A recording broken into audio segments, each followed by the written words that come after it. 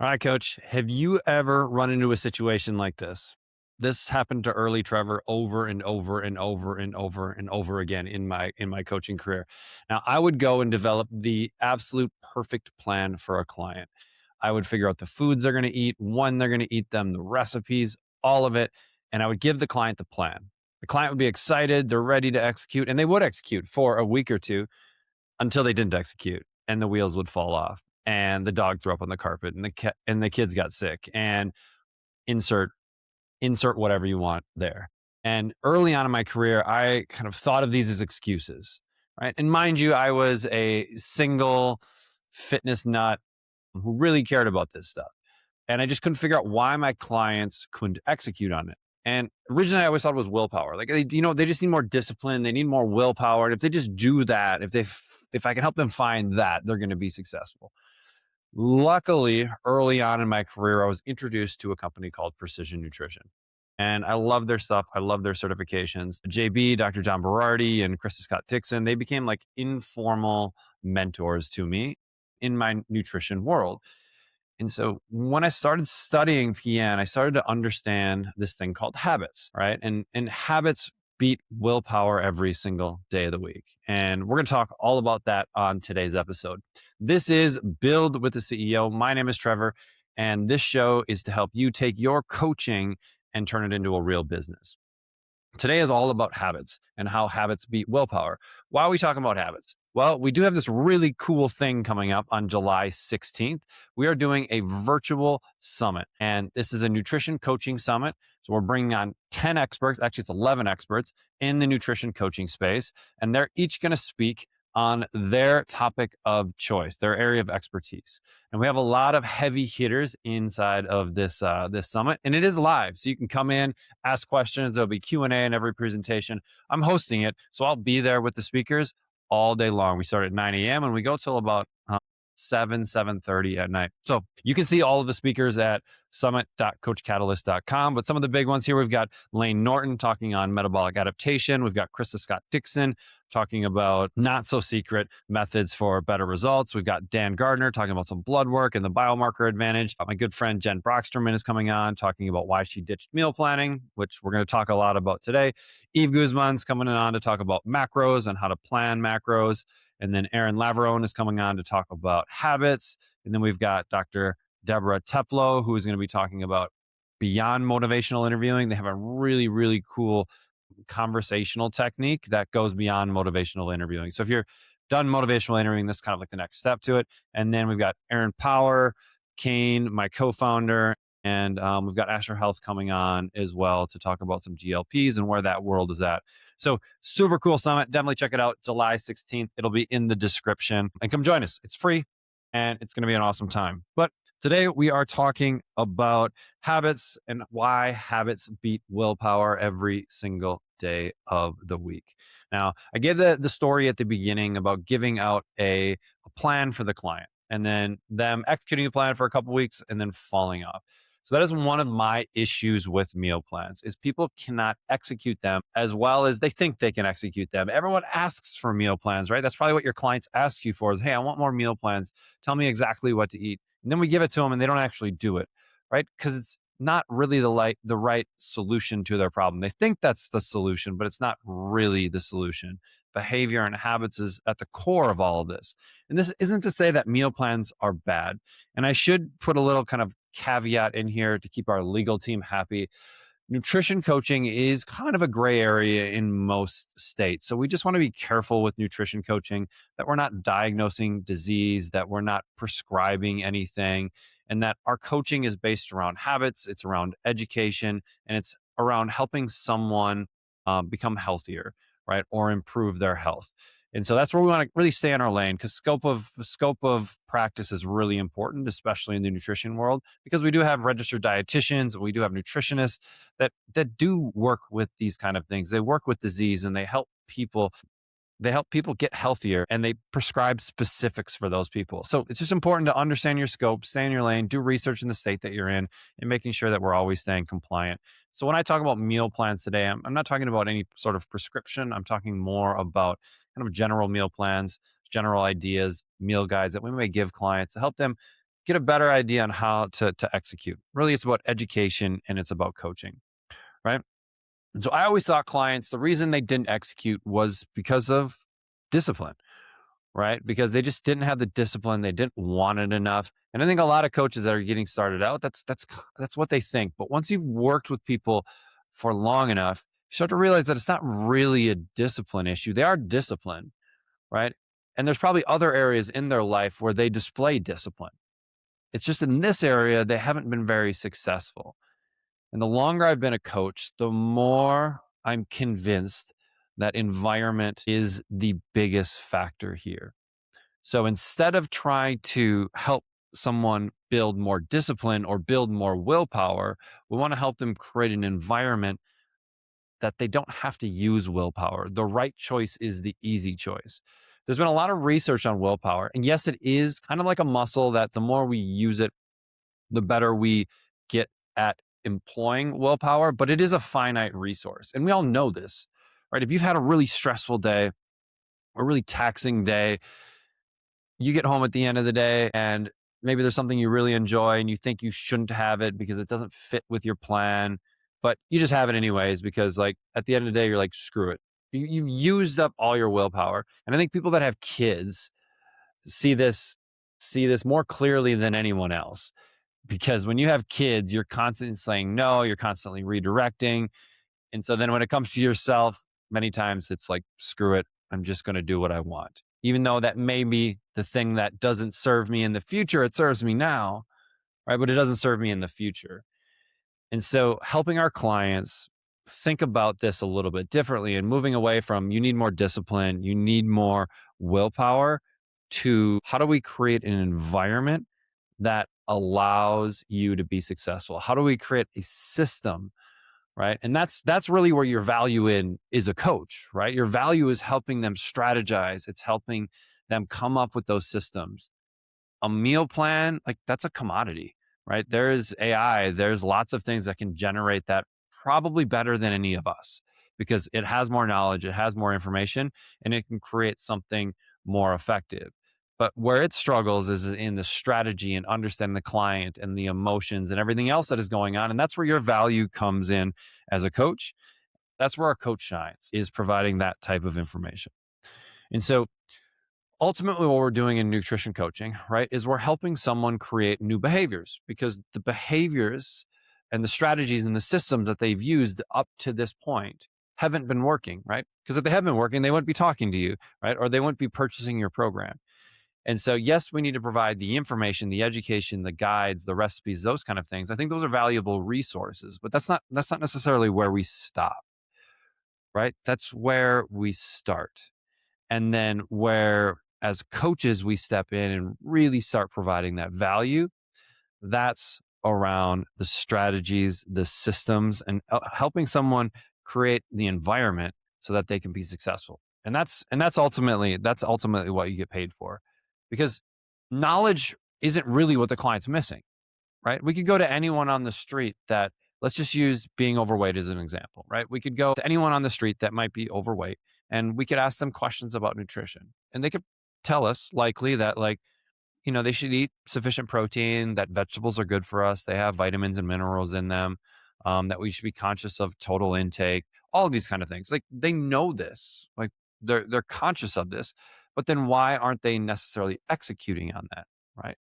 And that's your job as a coach to figure that out or create the system that you can use with people so that they can be successful in the long term. Right. Because a plan, let's say we give someone a plan that's kind of a static document, right? Here's the plan. Cool. But that's not really how life works, right? Life is messy.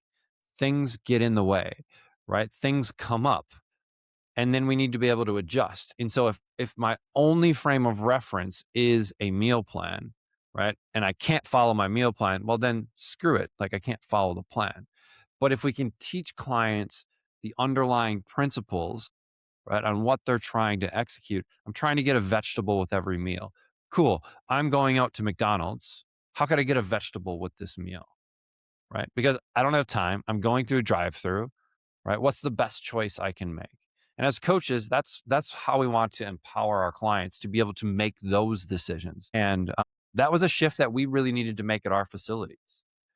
Initially, and I've talked about this in previous episodes, we ran challenges early on in our career as a facility. And we would run these 6-week challenges. The training was dialed in, it was awesome. But our nutrition coaching was very informational. It was, here is the information, go and execute. And some of our clients, like a small percentage of our clients, would do beautifully because they just kind of needed the plan. They needed a little bit of accountability showing up. And honestly, those people would be successful in anything, right? They're kind of the outliers. So I don't really care about those people because they're going to find a way to be successful no matter what. I'm caring about the other, 90, 95. And like, why weren't they as successful as we want them to be? And it came down to us was we were just giving them more information that they already kind of knew, right? And we weren't really providing any accountability around executing that information. We weren't giving them a proper roadmap on how to execute that information. We weren't encouraging them to think about their environments and crafting an environment that allows them to be successful.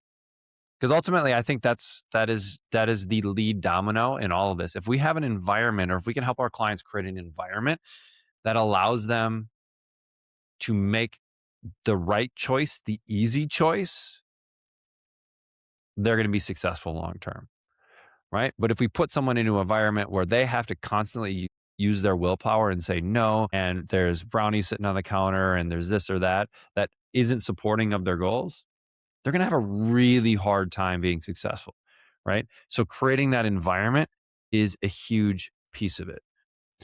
And so if you are doing meal plans, if you are doing that kind of stuff right now, I think there is some value in it. And I think it can supplement some of these other things. But I want to encourage you to think more about the behavior and the habits and what are they thinking about?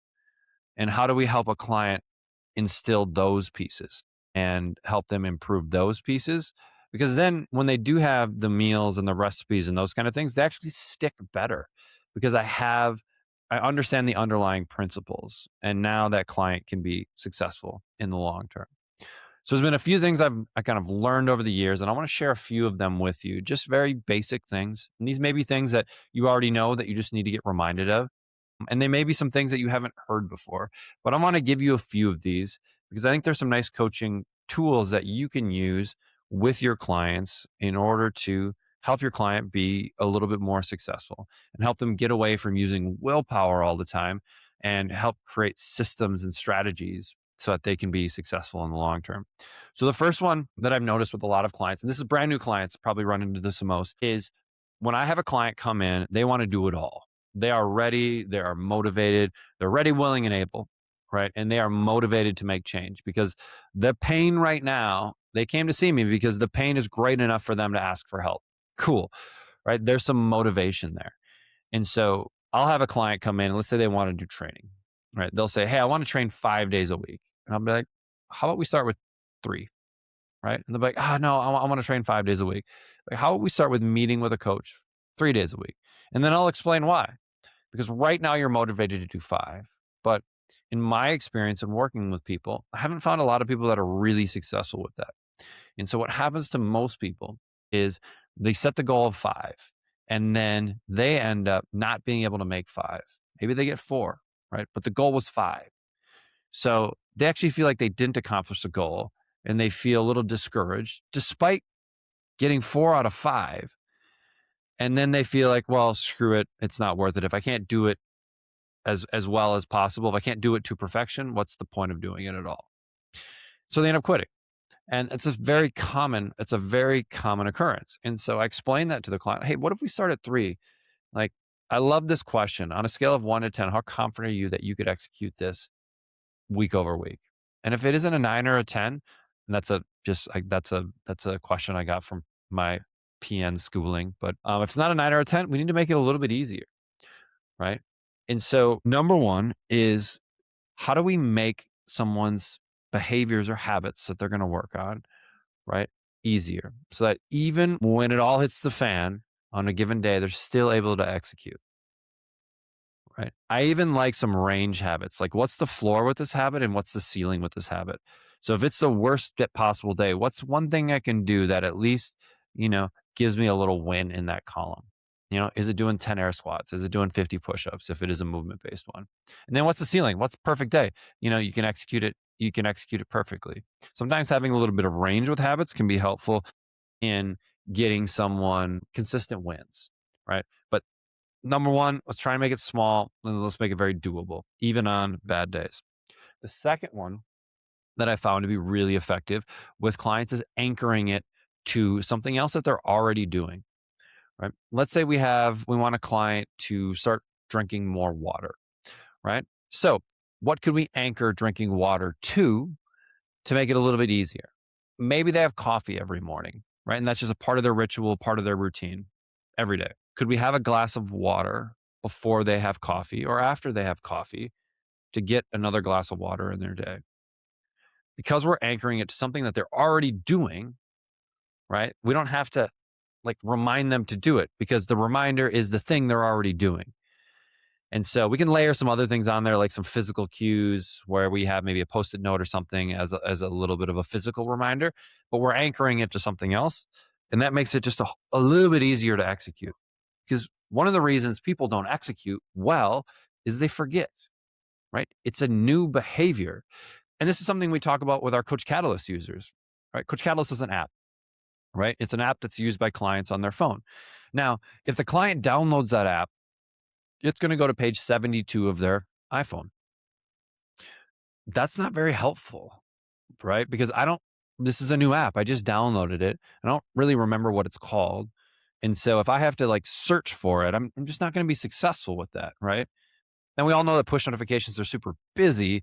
So push notifications aren't really all that effective either.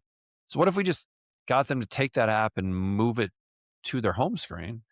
So now every time they open their phone, they see the app.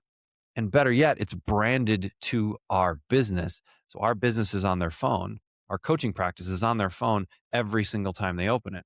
So they know they have a direct portal to us. And then there's a little red dot that shows up on it that lets them know that there's something inside that they need to do.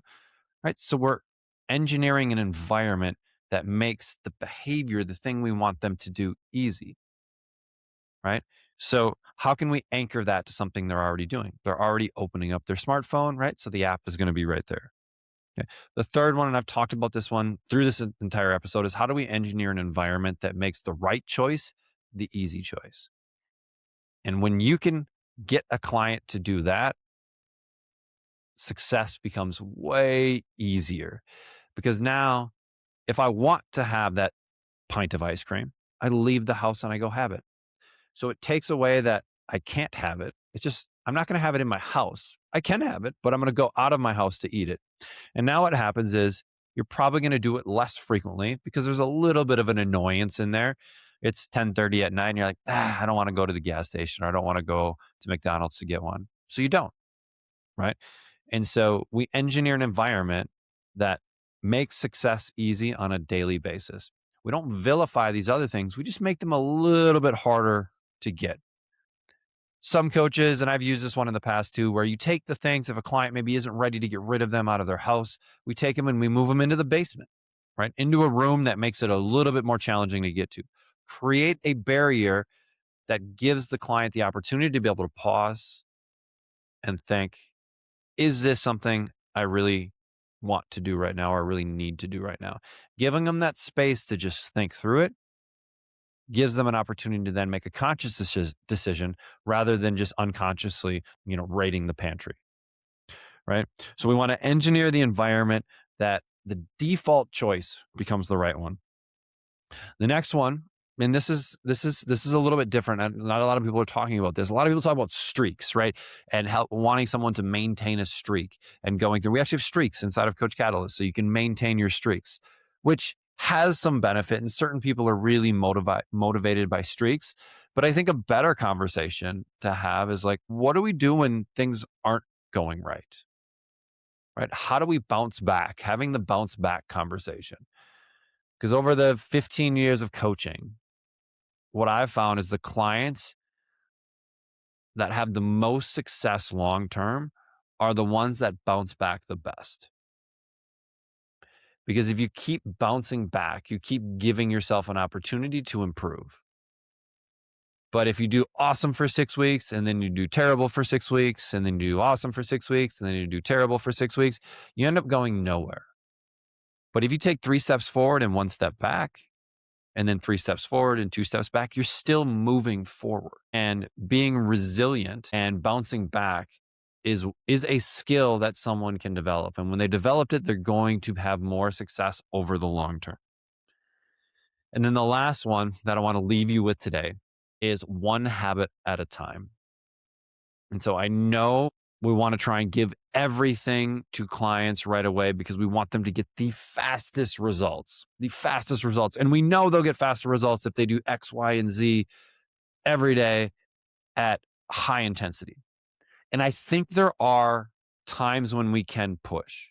Like, I'm not in the camp of like, we can only do one thing at a time and we always need to do one thing at a time. I think there are times when a client is motivated enough or we have an external motivation where we can do some crazy things and get crazy results in a very short period of time.